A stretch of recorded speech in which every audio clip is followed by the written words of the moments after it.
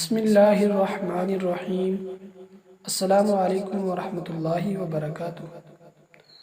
معزز سامعین کرام، آج کی جو حدیث ہے وہ اللہ تعالیٰ سے امید اور ڈر دونوں رکھنا کے متعلق ہے۔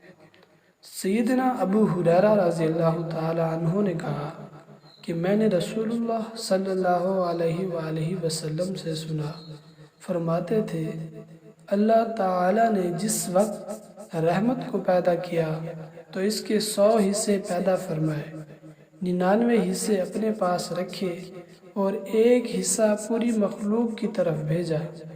پس اگر کافر لوگ اللہ کے پاس والی تمام رحمت کو جان لیں تو باوجود اپنے کفر و شرک وغیرہ کے کبھی بھی جنت سے نا امید نہ ہوں، اور اگر مومن اللہ کے یہاں کے تمام عذاب کو جان لے تو باوجود اپنے عقیدہ، ایمان اور عمل صالح کے دوزخ سے نڈر نہ ہوں۔ یہ صحیح بخاری کی حدیث ہے۔ دراصل اس کے اندر اللہ تعالیٰ سے رحمت کی امید ہے اور ڈر ہے اللہ تعالیٰ کا، اور یہ ہے کہ اپنے نیک اعمال کو یہ نہ سمجھنا چاہیے کہ ہمارے بہت ہیں، کیونکہ اللہ تعالیٰ ہماری بخشش جو ہے اپنی رحمت کی وجہ سے فرمائیں گے۔